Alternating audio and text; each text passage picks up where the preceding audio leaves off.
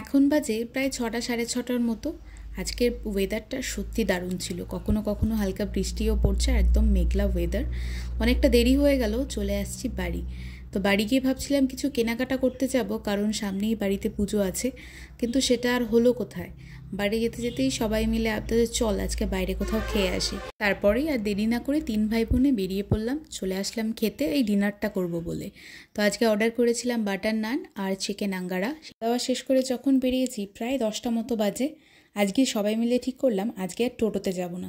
এই রিক্সা কাকুকে দেখে ভীষণ মায়া হচ্ছে, কারণ আজকাল না কেউ এই টোটো ছাড়া কেউ রিক্সায় যায়ই না। তাই ভাবলাম চল আজকে আমরা রিক্সায় যাই। আজ প্রায় দীর্ঘ 8 বছর পর রিক্সায় চড়লাম। একটা অসাধারণ অনুভূতি। আর আজকে বাইরের অ্যাম্বিয়েন্সটা এত সুন্দর ছিল, দেখো কি ভালো লাগছে। সাথে হালকা হালকা কখনো বৃষ্টিও পড়ছে। হ্যাঁ, বুঝতে পারছি কাকুর একটু কষ্ট হয়েছিল। আমরা অনেক গল্প করেছি, কাকুকে বললাম যে তোমার কষ্ট হচ্ছে নাকি, তাহলে নেমে যাই।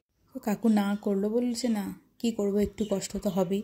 কিন্তু ভীষণ সুন্দর একটা রাত্রি কাটিয়েছি। তো এখন অনেকটা রাত হয়ে গেছে, বাড়ি ফিরতে হবে। আর বাড়ির সামনে এসে দেখো এত হাওয়া দিয়েছিল।